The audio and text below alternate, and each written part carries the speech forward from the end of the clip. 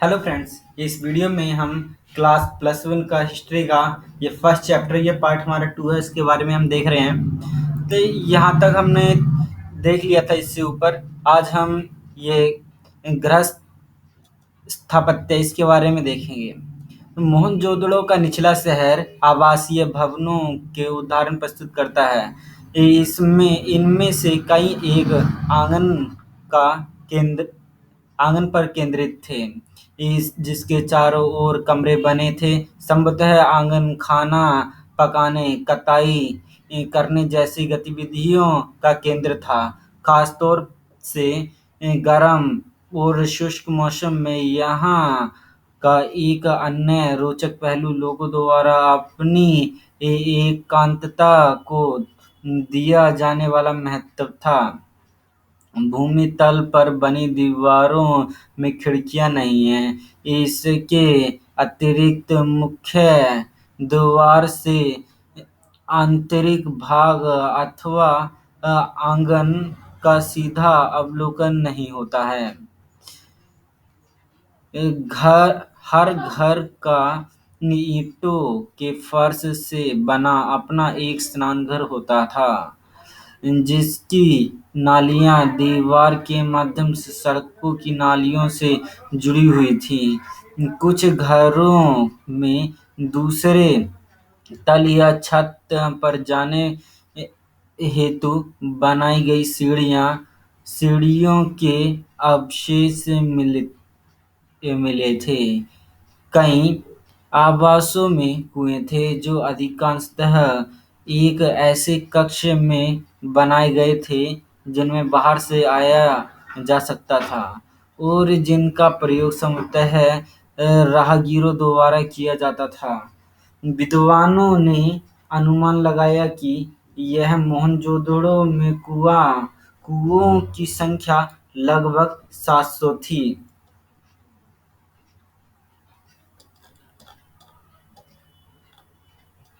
अब तक की खोजी गई प्राचीनतम प्रणाली। नालियों के विषय में मैके लिखते हैं, निश्चित रूप से यह अब तक खोजी गई सर्वथा संपूर्ण प्राचीन प्रणाली है।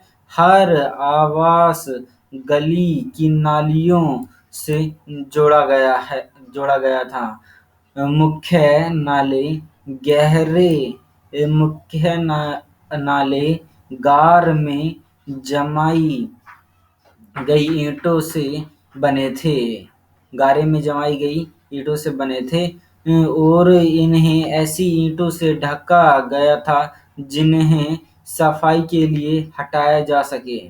कुछ स्थानों पर ढकने के लिए चूना पत्थर की पट्टिका का प्रयोग किया गया था।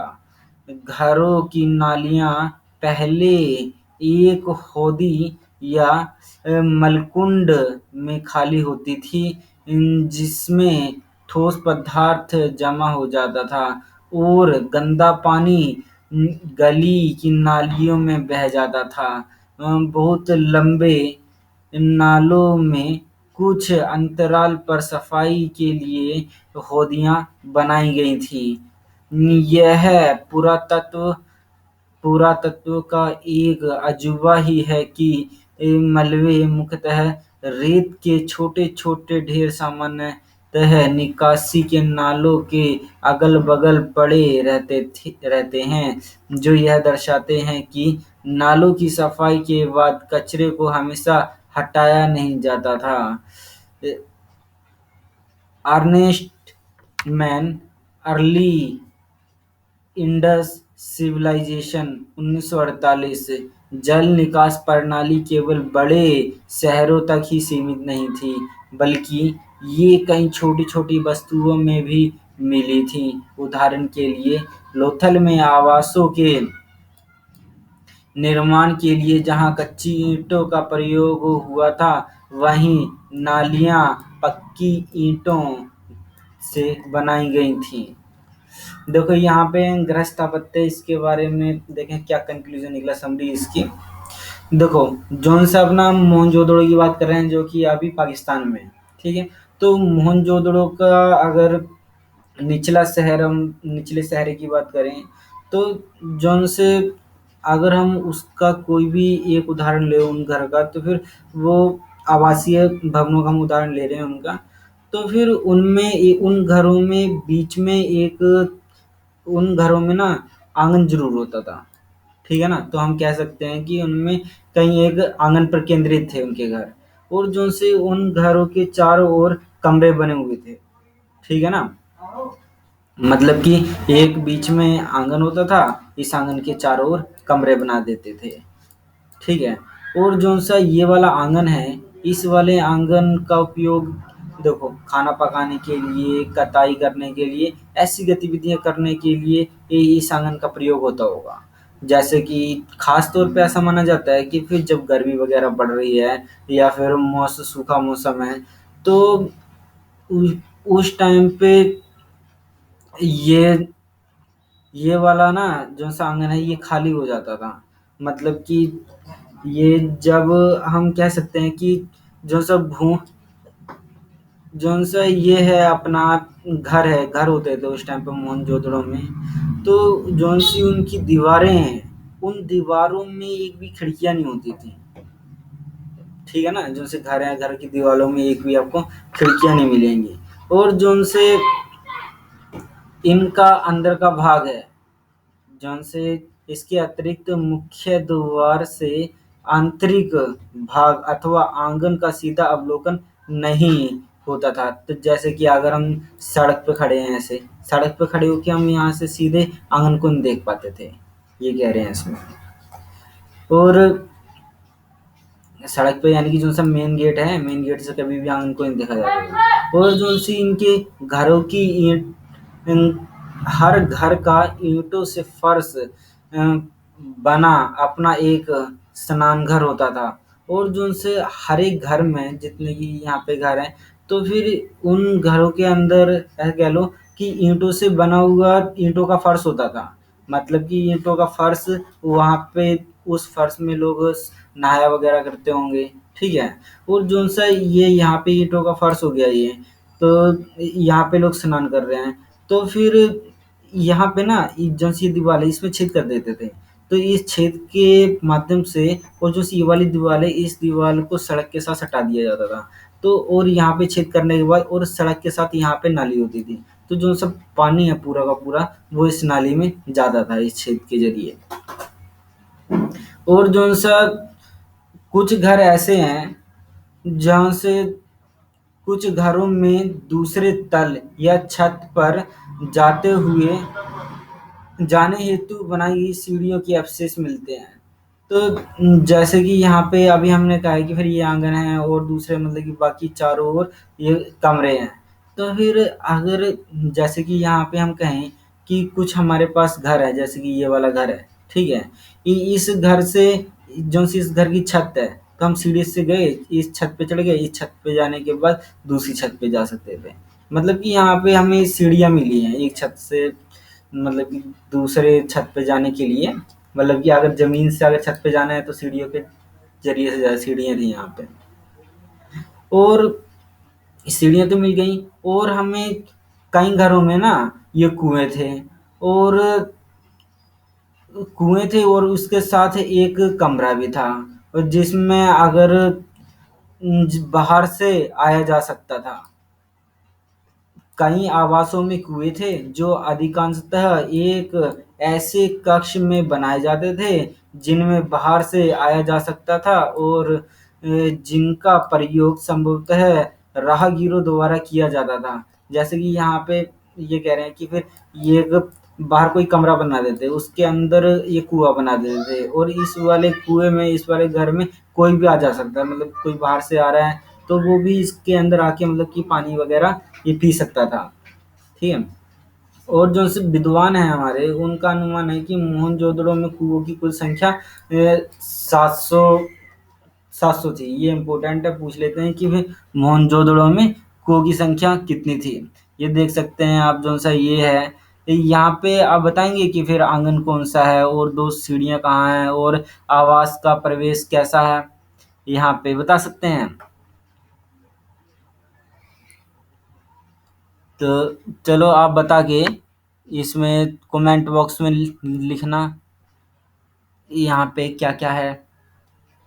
अच्छा, एक चीज़ आपको मैं इसके बारे में बता दूं कि अब तक खोजी गई प्राचीनतम प्रणाली, तो नालियों के विषय में मैके ये लिखते हैं कि फिर अब तक जितनी भी हमने खोज की है, मतलब कि खुदाई वगैरह करके, तो जो सी उन सब में जो सी ये वाली है हमारा, ये मोहनजोदड़ो या हड़प्पा वाली है, ये सबसे प्राचीन प्रणाली है, ऐसे कह रहे हैं ये हमारे कौन, मैके साहब। और जो सी ये है, इन्होंने ये देखा कि जितने भी घर हैं, हर एक घर नालियों से जुड़ा हुआ है, ठीक है। और जो सी नाले हैं, तो नाले गारे में जमाई गई ईंटों से बने थे, ठीक है ना। और जो सी ये वाली वो ये नाले हैं, इन्हें बाद में ये ईंटों से ढक दिया गया था, और फिर सफाई करने के लिए ऐसी ईंटों से ढका था कि मतलब कि सफाई करने के लिए इन ईंटों को हटाया जा सके। और कुछ स्थानों पर ढकने के लिए तो इन्होंने ईंटों का यूज किया, और कुछ स्थान पे ये चूना पत्थर के साथ ये एक पट्टी का बना रहे हैं, उसके साथ ढक देते थे।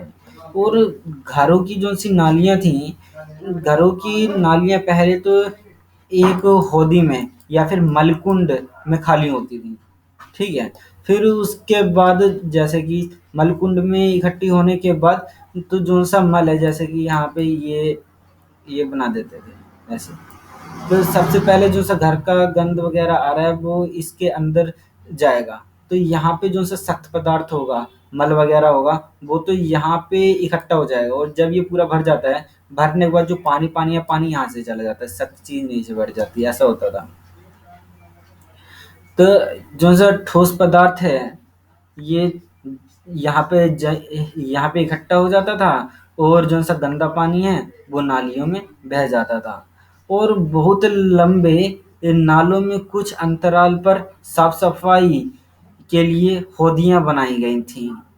और यह पुरातत्व का एक अजूबा ही है कि ये मलबे मुख्यतः रेत के छोटे छोटे ढेर, सामान्यतः निकासी के नालों के अलग अलग पड़े मिलते हैं। तो ये कह रहे हैं जैसे कि अब ये पानी चला गया, तो जो सी नालियां हैं, नालियों के यहाँ कुछ कुछ दूरी पे ना ये होदियां बना देते हैं, फिर उन होदियों की फिर सफाई किया करते थे। जैसे ही उन होदियों की सफाई कर रहे हैं, सफाई करने के बाद जो सा गंद है उससे सड़क वगैरह पे बाहर रख देते थे, और जो से ये है उस गंद से हम जो सा वो सफाई की है, तो उससे रेत के ढेर बन जाते थे। तो रेत के ढेर बन गए हैं, मतलब कि उनको अगल बगल हम देखते हैं कि नालों के अगल बगल ये वाले ढेर हमें पड़े मिल जाते हैं। तो मतलब कि उसके बाद इनकी जो से कचरा निकला है उसे हटाया नहीं जाता होगा यहाँ पे, ये बता रहे हैं।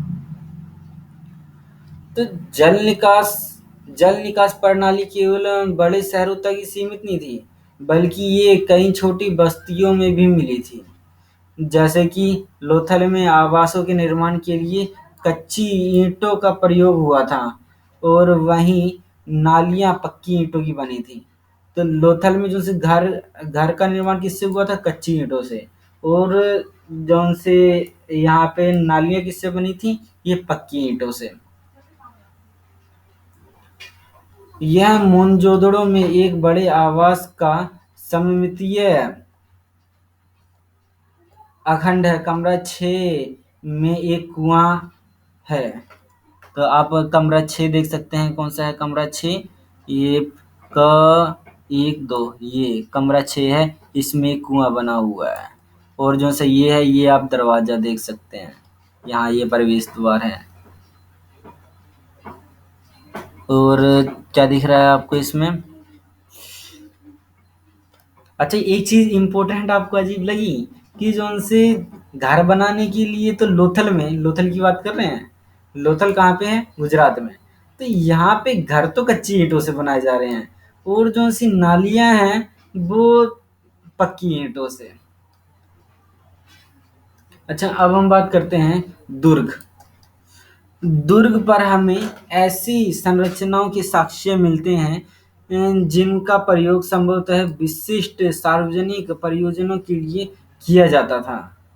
इनमें एक माल गोदाम एक ऐसी विशाल संरचना है जिस जिसके ईंटों से बने केवल निचले हिस्से शेष हैं, जबकि ऊपरी हिस्से जो संभवतः लकड़ी से बने थे बहुत पहले ही नष्ट हो गए थे और विशाल स्नानागार सम्मिलित है। विशाल स्नानागार आंगन में बना एक आयताकार जलाशय है जो चारों ओर से एक गलियारे से घिरा हुआ है। जलाशय के जल तक जलाशय के जल तक जाने के लिए इसके उत्तरी और दक्षिणी भाग में दो सीढ़ियां बनी थी। जलाशय के किनारों पर ईंटों को जमाकर तथा जिप्सम के गारे का प्रयोग से इसे जलबद्ध किया गया था। इसके तीनों ओर कक्ष बने हुए थे, जिसमें एक बड़ा कुआं था। जलाशय से पानी का एक बड़े नाले में बह जाता था। इसके उत्तर में एक गली के दूसरी ओर एक अपेक्षाकृत छोटी संरचना थी, जिसमें 8 स्नानघर बनाए गए थे। एक गलियारे के दोनों ओर 4-4 स्नानघर बने थे। प्रत्येक स्नानघर से नालियां गलियारे के साथ-साथ बने एक नाले में मिलती थीं। एक संरचना का अनोखापन तथा दुर्ग क्षेत्र में कई विशेष संरचनाओं के साथ इनके मिलने से इस बात का स्पष्ट संकेत मिलता है कि इसका प्रयोग किस प्रकार से विशेष अनुष्ठानिक स्नान के लिए किया जाता था। चर्चा कीजिए, मोहनजोदड़ो के कौन-कौन से वास्तुकला संबंधी लक्षण नियोजन की ओर संकेत करते हैं? क्या दुर्ग पर मालगोदाम तथा स्नानघर के अतिरिक्त अन्य संरचनाएं भी हैं? अच्छा देखो, अब यहाँ से हमने क्या कंक्लूजन निकाला है उसके बारे में पढ़ते हैं। ये देखिए, पूरा दुर्ग के बारे में बताया गया है। ये अच्छा, देखते हैं कंक्लूजन दुर्ग। तो दुर्ग है क्या? देखो, दुर्ग में एक तो माल गोदाम है। अब माल गोदाम क्या होता है? एक ऐसी विशाल संरचना जिसके ईंटों से बने केवल निचले हिस्से शेष हैं। ठीक है ना? माल गोदाम क्या होता है? एक ऐसी बड़ी विशाल संरचना होती है जिसके ईंटों से बने केवल निचले हिस्से बचे हुए हैं और जो उनसे ऊपरी हिस्से हैं वो लकड़ी के बने हुए थे और जो बहुत पहले ही नष्ट हो गए थे। और जो उनसे अपने दुर्ग हैं, दुर्ग में बहुत बड़े बड़े विशाल स्नानघर भी थे। ठीक है। और जो उनसे ये विशाल स्नानघर की बात कर रहे हैं हम, इसे एक आंगन में आयताकार जलाशय, आप देख सकते हैं आंगन में एक आयताकार जलाशय होगा। तो जैसे विशाल स्नानघर, ये देखिए, ये आयताकार जलाशय आंगन में बनाया गया है ये। और ये मुख्य सड़क आप देख सकते हैं, मुख्य सड़क, ये अपना विशाल स्नानघर। ठीक है। और यहाँ पे ये माल गोदाम और यहाँ पे ये सीढ़ियाँ। ठीक है। और यहाँ पे व्हीलर द्वारा खोदी गई गहरी खाई, ये जिसके बारे में बताया गया। अच्छा देखो, यहाँ पे आप देख सकते हैं जो से ये आयताकार स्नानघर है और जो से इसके चारों ओर देखो, ये इसके चारों ओर आप देख सकते हैं कि एक गलियारे से घिरा हुआ है चारों तरफ, ये ठीक है। और जौन सा जलाशय के तल है, जलाशय के तल तक जाने के लिए इसमें उत्तर और दक्षिण भाग दोनों ओर सीढ़ियां बनी हुई हैं। आप देख सकते हैं कि यहाँ पे ये देखिए, ये और यहाँ पे ये दोनों तरफ ना इसकी सीढ़ियाँ बनी हुई हैं, उत्तर में भी और दक्षिण में भी, ताकि ये जलाशय के अंदर जा सके। ठीक है।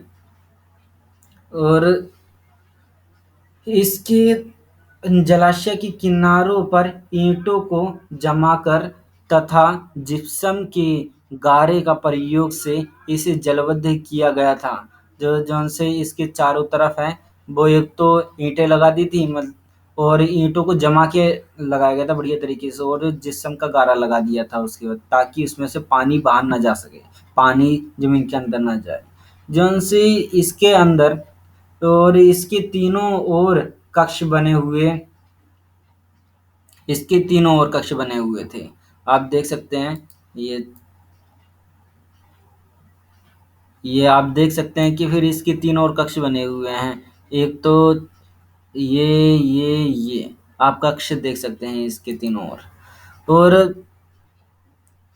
जिनमें से एक में एक बड़ा कुआं था, और इनमें से आपको बड़ा कुआं कहीं कहाँ दिखाई दे रहा है? ये मैंने आपको दिखाया था, एक विशाल स्नानघर उपमहाद्वीप। ये चलो अच्छा, जिनमें से एक में तो बड़ा स्नानघर वो बड़ा कुआं था, और जलाशय में पानी एक बड़े नाले से बह जाता था। जैसे जलाशय है इसमें एक बड़ा नाला था, और जैसे इसका पानी है बड़े नाले में बह जाता था उसके जरिए। और इसके उत्तर में एक गली से दूसरी ओर अपेक्षाकृत छोटी-छोटी संरचनाएँ थीं, जिसमें 8 स्नानघर बनाए गए थे। जैसे इसके इस तरफ, इसके उत्तर में आप देख सकते हैं कि फिर छोटे-छोटे स्नानघर बनाए गए हैं यहाँ पे। ठीक है? सड़क के इस पार ये छोटे-छोटे स्नानघर, और 8 स्नानघर बनाए गए हैं। एक गलियारे के दोनों ओर 4-4 स्नानघर बने थे। एक गलियारे के हम दोनों तरफ देख सकते हैं कि 4-4 स्नानघर बने हुए हैं, और प्रत्येक स्नानघर से नालियाँ गलियारे के साथ बने एक नाले में मिलती थीं।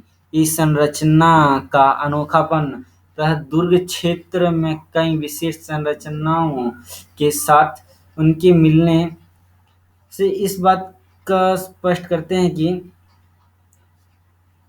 इसका प्रयोग किसी प्रकार के विशेष अनुष्ठान स्नान के लिए किया जाता था। मतलब कि जो सी ये स्नानघर वगैरह बना रहे हैं, ये देखो स्नानघर को एक तो नाली के साथ जोड़ते हैं, इसे दीवार के साथ, मतलब कि जो सड़क है, सड़क के साथ जो सी दीवार है उसके साथ ये बनाते थे स्नानघर को। जैसे कि ये मुख्य सड़क है और यहाँ पे ये नाली है, और ये इन्होंने स्नानघर बना दिया। और जैसे यहाँ पे एक विशाल है, आप इसके उत्तर में देखेंगे यहाँ पे कई सारे मतलब 4-4 के पेयर में हैं, और भी आप देखेंगे 4-4 8 ऐसे ही अगल-बगल आपको स्नानघर मिलेंगे। तो जो से ये हमें स्नानघर मिल रहे हैं गलियारों के साथ, तो ये एक अनोखी, बाकी सभी सभ्यताओं के मुकाबले इसमें ये अनोखापन दिखा रहे हैं। ठीक है? तो अच्छा, अब देखते हैं हम सामाजिक भिन्नताओं का अवलोकन। शवाधान।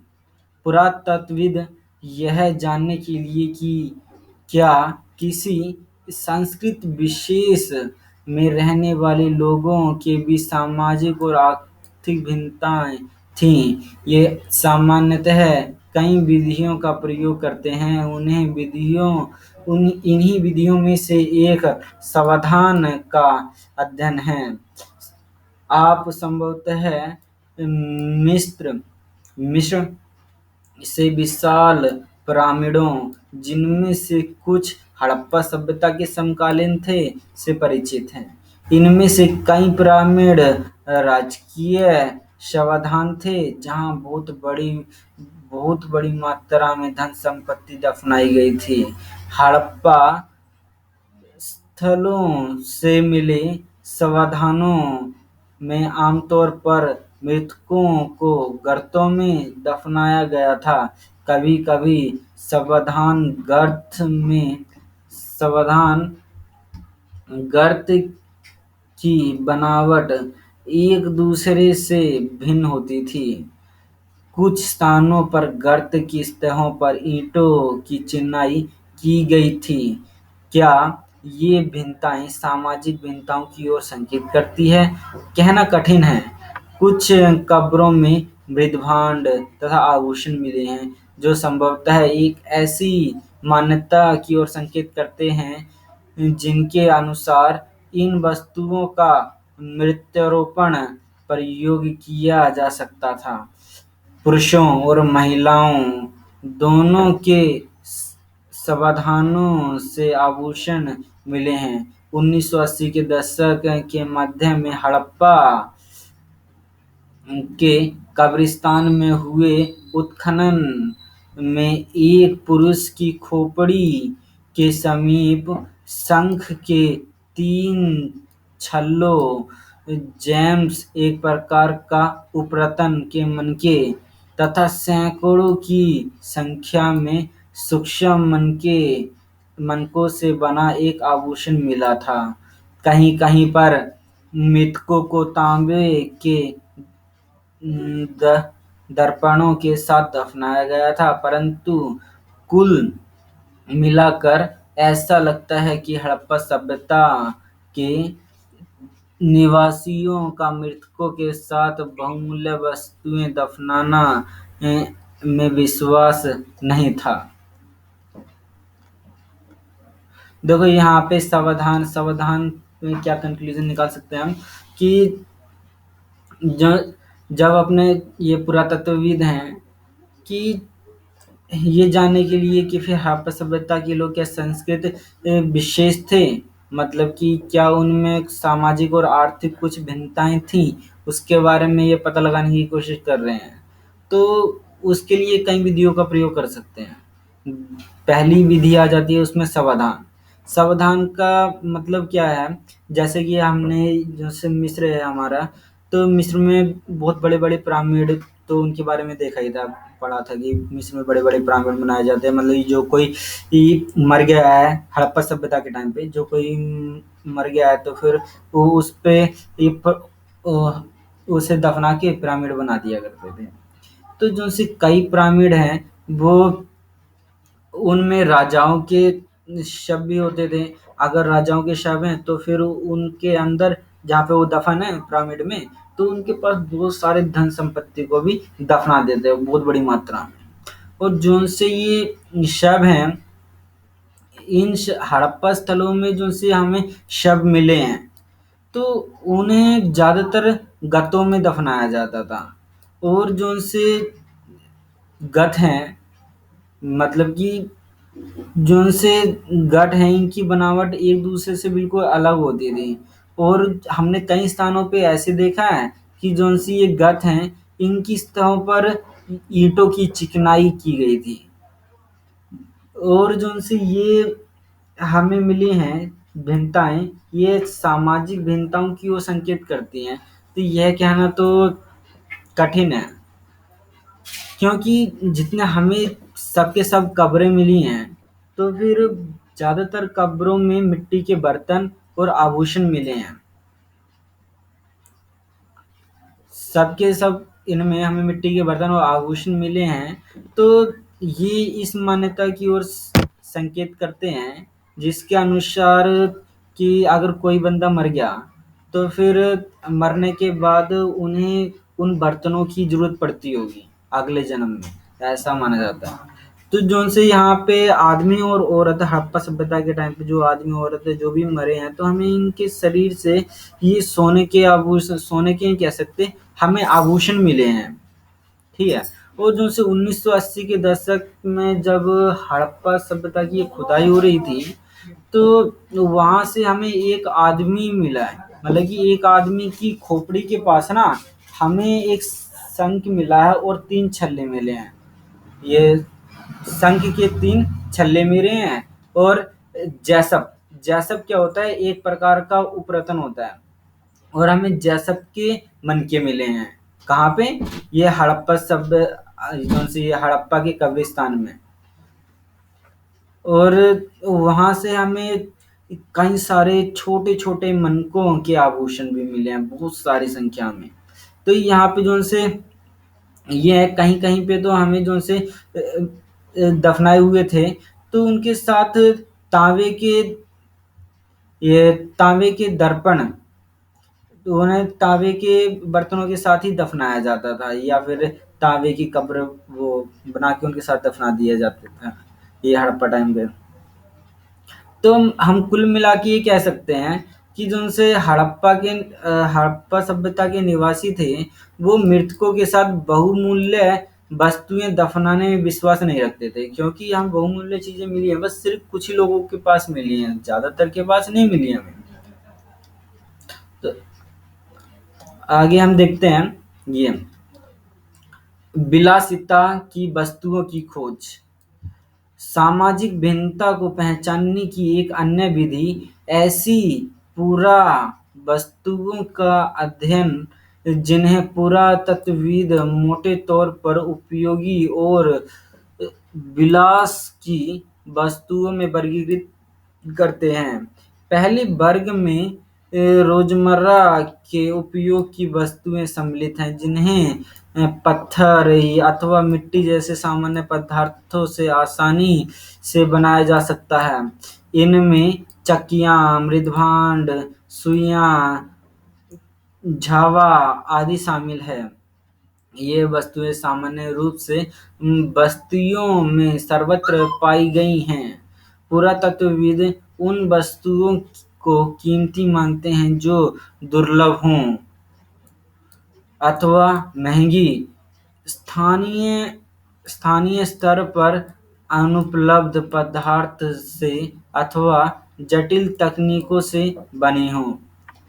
इस प्रकार फ़ायोन्स घिसी हुई रेत अथवा बालू तथा रंग और चिपचिपे पदार्थ के मिश्रण को पकाकर बनाया गया पदार्थ। एक छोटे पात्र संभवतः कीमती माने जाते थे, क्योंकि उन्हें बनाना कठिन था। स्थिति तब और जटिल हो गई जब हमें रोजमर्रा के प्रयोग की वस्तुएं जैसे तकलियां, जो फ़ायन्स जैसे दुर्लभ पदार्थ से बनी मिलती हैं। क्या हम इनका वर्गीकरण उपयोगी और फिर विलास की वस्तुओं के रूप में करें? यदि हम ऐसी पुरावस्तुओं के वितरण का अध्ययन करें, तो हम पाते हैं कि महंगे पदार्थों से बनी दुर्लभ वस्तुएं सामान्यतः मोहनजोदड़ो और हड़प्पा जैसी वस्तुओं में केंद्रित हैं। छोटी वस्तुओं में ये बिरले ही मिलते हैं। उदाहरण के लिए फ़ायन्स से बनी लघु पात्र, जो संभवतः ये सुगंधित द्रव्यों के पात्रों के रूप में प्रयुक्त होते थे, अधिकांश मोहनजोदड़ो और हड़प्पा से मिले हैं, और कालीबंगन जैसी छोटी बस्तियों से बिल्कुल नहीं। सोना भी दुर्लभ और संभवतः आज की तरह कीमती था। हड़प्पा स्थलों से मिले स्वर्ण आभूषण संचयों से प्राप्त होते थे। संचय शब्द लोगों द्वारा सावधानीपूर्वक अधिकांशतः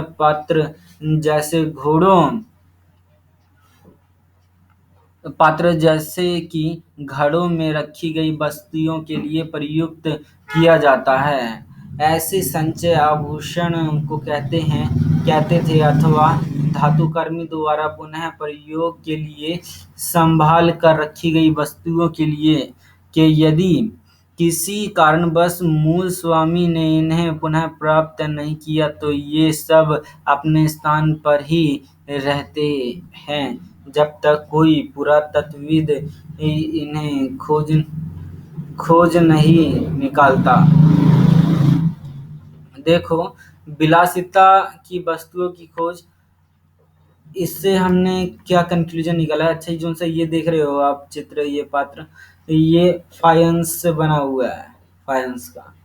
तो जो सी ये अब हमें पता क्या कर रहे हैं हम? सामाजिक भिन्नता। सामाजिक भिन्नता का हमने पहला ये पहलू पढ़ा था कि हम समाधान से पहचानते थे सामाजिक भिन्नता को। दूसरा है विलासिता से। विलासिता से कैसे?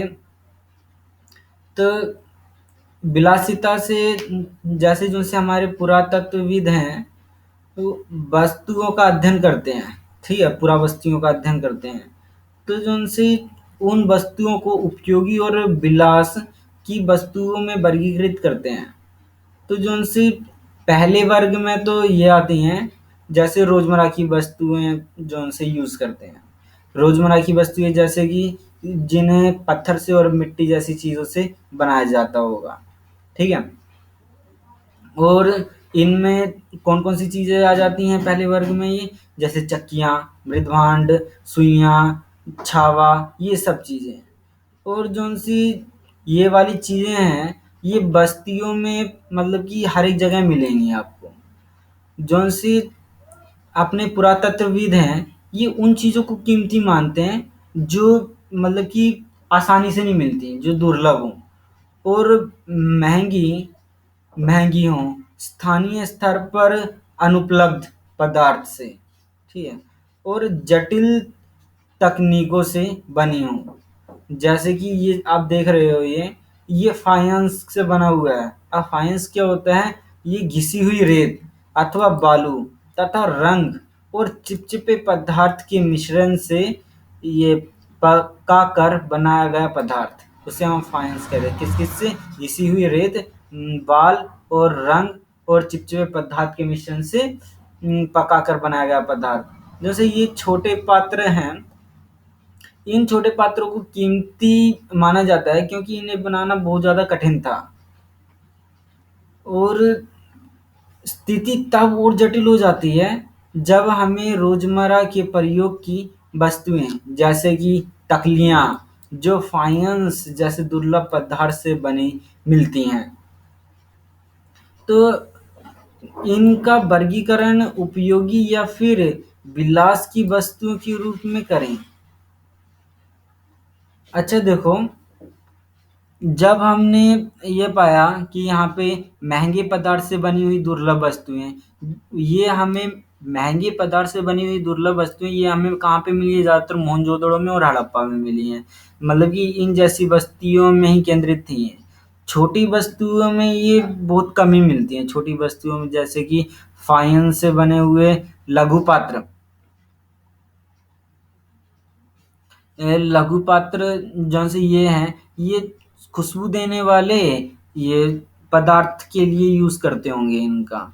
जौन से मोहनजोदड़ो, तो फिर ये ज़्यादातर जो छोटे-छोटे पात्र हैं, तो इनका प्रयोग ज़्यादातर मोहनजोदड़ो हड़प्पा में मिले हैं।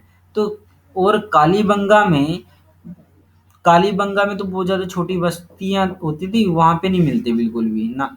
जौन से सोना भी वहाँ पे बहुत दुर्लभ था, तो मतलब मुश्किल से मिलता था, तो फिर ये भी उस टाइम पे बहुत ज़्यादा कीमती होता होगा।